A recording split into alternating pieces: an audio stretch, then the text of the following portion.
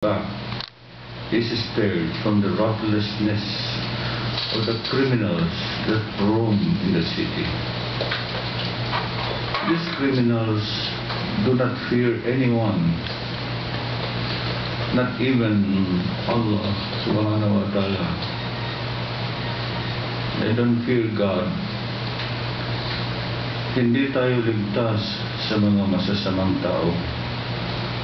Wala silang kinatatakutan kahit pa ang Diyos, Allah subhanahu wa ta'ala. Ako ay lubhang nababahala sa mga pangyayari.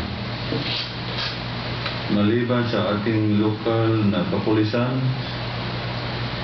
naririyan na ang mga napakaraming mga Philippine Marines, mga Philippine National Police Special Action Forces.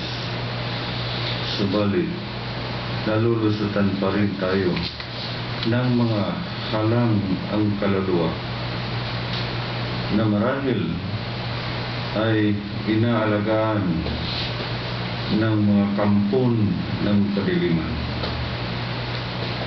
Wala tayong kasiguruhan sa ating personal na kaligtasan kahit ano pa man ang ating gagawing pag-iingat. May mga tao na gustong sirain ang ating pamumuhay. Ayaw nila na tayo ay mabuhay ng tahimik at normal. Ayaw nila na tayo ay pumupunta sa mga lugar na gusto natin puntahan. Ayaw nilang makita tayo sa mga pasyalan at mga kaaya-ayang lugar na unti-unting umuusbong sa ating lungsod sa tulong ng pribadong sektor.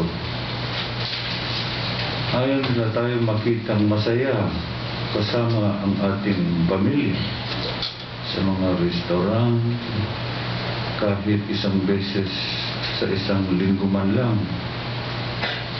Ayaw nila tayong pumunta sa mga palengke. Ayaw nilang makita na tayo ay masaya at maligaya sa tahimik na pamumuhay. Isa lang ang gusto nila. Ang itanim sa ating mga isipan ang takot.